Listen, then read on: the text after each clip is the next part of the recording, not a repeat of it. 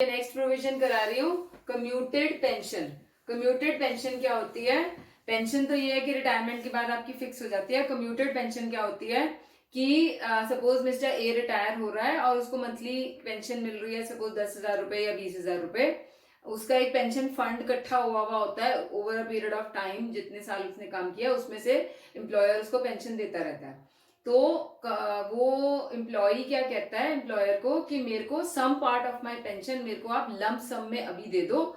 उसको कुछ भी रिक्वायरमेंट है, चाहे उसने घर बनाना है, डॉटर की मैरिज करनी है, कुछ भी, एनी रिक्वायरमेंट ही हैज, तो वो कह रहा है कि हाफ या 1/3 ऑफ द जो पेंशन मेरा फंड इकट्ठा हुआ है वो मुझे आप पूरा अभी दे दो, बाकी का जो 2/3 बच गया उसमें से मेरी पेंशन लगा दो। तो that amount which he gets as a lump sum immediately वो कम्यूटेड पेंशन मानी जाती है। अब ये जो कम्यूटेड पेंशन है ये जरूरी नहीं कि at the time of retirement immediately वो करा ले, हो सकता है 1 साल के बाद ले, हो सकता है 6 महीने के बाद ले। इट इज नॉट नेसेसरी कि उसी टाइम लेना है। तो commuted pension again government employees को अगर मिलेगी तो ये फुली एग्जेम्प्ट होगी। नॉन गवर्नमेंट एम्प्लॉयज को अगर मिलेगी तो 2 केसेस आएंगे। अगर उस एम्प्लॉय को ग्रेच्युटी रिसीव हो रही है तो 1/3 of the commuted pension exempt हो जाएगी, और अगर ग्रेच्युटी नहीं रिसीव हो रही है तो half of the commuted pension उसकी एग्जेम्प्ट हो जाएगी। कैसे ये निकालने हैं अभी मैं सम कराऊंगी, उससे आपको समझ आएगा।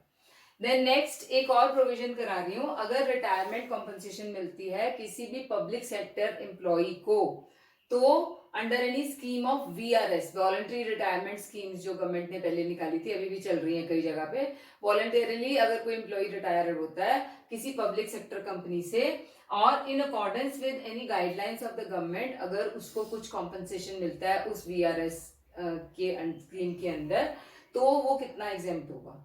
Number 1 least of the following exempt होगा। एक्चुअल अमाउंट, लिमिट है 5 लाख की, 3 मंथ सैलरी है for completed years of service, part नहीं लेना है इसमें भी।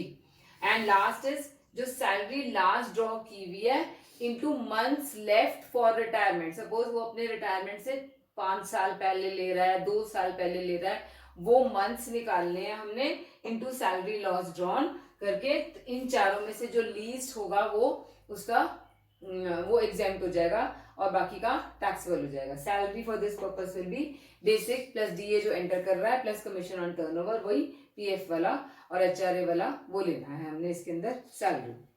तो क्वेश्चन में कराती हूँ, क्वेश्चन 25 का ही पहले थर्ड पार्ट करा देती हूँ। मिस्टर के Rama Rao was working with a public limited company. He voluntarily retired from the service of the company on 30th November after 24 years of service. His employer paid him 4,60,000 as lump sum. His normal date of retirement was 31st December 21. His salary at the time of retirement was 16,000. Find out the exempted amount under section 1010C. हाँ, ये वाला जो है ना, ये 1010C के अंदर है।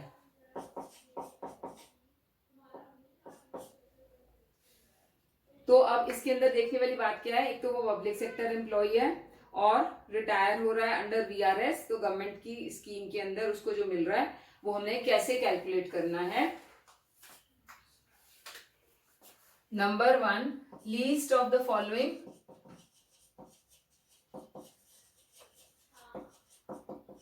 Is exempt. नंबर 1 है एक्चुअल। एक्चुअल उसको कितना रिसीव हो रहा है, कहाँ गया सी पार्ट, 4,60,000 रुपीज। एक्चुअल 4,60,000 है। नंबर 2, लिमिट कितने की है हमारी, 5 लाख रुपए की। फिर थर्ड है 3 month salary for each completed year of service. Salary इसको लास्ट कितनी मिल रही है, जो हमें और कुछ नहीं दिया हुआ है सैलरी के बारे में, तो यही ले लेना है, 16,000 इंटू 3 इंटू कितने साल कंप्लीट किए उसने, 24 ईयर्स। ये कितना आएगा, 48,000 इंटू 24, बहुत सारा अमाउंट आ गया ये तो, 11,52,000 रुपीज। और फोर्थ है जो salary last drawn into months left from retirement. Retire कब हो रहा था वो? 31 दिसंबर 21। तो पूरा 21 का ईयर और पूरा 2020 का ईयर, 12 और 12 24 मंथ्स, और एक मंथ 2019 का, 25 मंथ्स रहते थे उसके अभी रिटायरमेंट के लिए। तो 16,000 इंटू 25, 4 लाख रुपीज ये आ गया। सबसे लीस्ट कौन सा है? 4 लाख रुपीज। तो टैक्सेबल कितना हो जाएगा? 4,60,000 माइनस 4,60,000 रुपीज हमारा VRS से अमाउंट जो मिला है वो टैक्सेबल हो जाएगा। कितना आंसर है?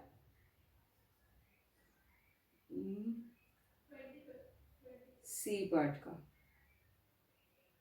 एग्जेम्प्टेड अमाउंट 4 लाख दिया हुआ है, ठीक है। तो हमारे को टैक्सेबल ये दिया हुआ है। ओके, नेक्स्ट इज, हाँ बी पार्ट कराती हूँ। Krishna was an employ of a public sector undertaking and retired voluntarily from his services on 31st October 2019 when he was paid 4 lakh under the scheme of central government, whether it is taxable or exempt। तो इसके अंदर हमारे को कुछ भी नहीं दिया हुआ है कि सैलरी कितनी थी और कितने महीने रह गए रिटायरमेंट के लिए।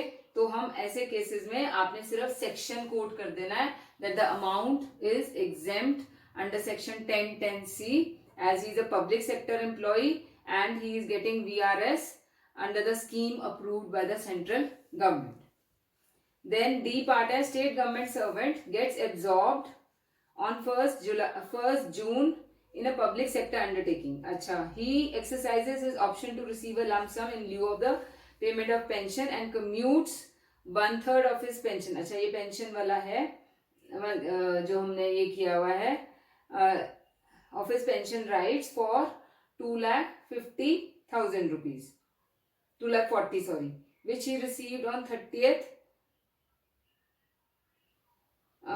11/2019। Is the receipt taxable? If so, to what extent? अब ये जो है गवर्नमेंट एम्प्लॉय है, ठीक है, और पब्लिक सेक्टर अंडरटेकिंग में चला गया तो भी हम गवर्नमेंट ही इसको ट्रीट करते हैं। तो गवर्नमेंट एम्प्लॉयज को जो भी कम्यूटेड पेंशन मिलती है वो फुली एग्जेम्प्ट है, हमारे को इसमें से कुछ भी निकालने की जरूरत नहीं है। रीजन आपने ये देके इसको एग्जेम्प्ट कर देना है। देन क्वेश्चन नंबर 26 का हमारा ए पार्ट रह रहा था। X retires from PQR Limited on 31st March 2019. PQR Limited pays 8,000 per month as pension but does not pay any gratuity। तो not received वाला gratuity हमारा केस बनता है ये वाला, और does not pay any gratuity on the request of PQR Limited। On the request of X, PQR Limited pays 1 lakh in lieu of commutation of 20% of the pension with effect from 1st February। कब retire हो रहा है वो? 30th March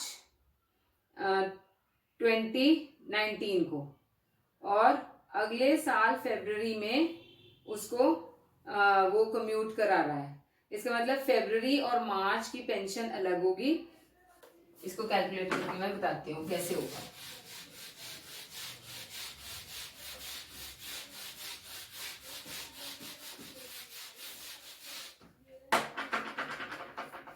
देखो, उसको pension मिल रही है, सिर्फ पेंशन निकाल रही हूं मैं अभी। 8,000 रुपए की उसको पेंशन लग गई है 1 अप्रैल 2019 से, और 1 फरवरी 2020 को उसने कम्यूट करा ली। तो 1 फरवरी यानी कि 31 जनवरी 2020 तक उसको 8,000 रुपए की पेंशन मिलती रही। कितने महीनों की मिली? 10 महीनों की। तो 8,000 इंटू 10 मंथ्स के लिए तो उसको पूरी 8,000 रुपए पेंशन मिलती रही।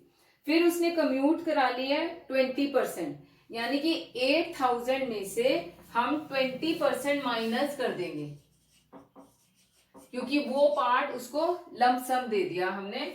तो माइनस करके हमारी पेंशन अब कितनी रह जाती है? 6,400 हमारी पेंशन रह जाएगी। 6,400 पेंशन जो है ये 2 महीने के लिए इसको मिलेगी। ये 80 है, सॉरी 80,000 और 12,800 ये पेंशन अमाउंट है. Pension is always taxable under the head salaries. तो ये तो उसकी टैक्सेबल पेंशन हो गई. 92,800 उसकी पेंशन हो गई और उसको 1,00,000 रुपया मिला है 20% के लिए. अब हमने निकालना है कम्यूटेड पेंशन.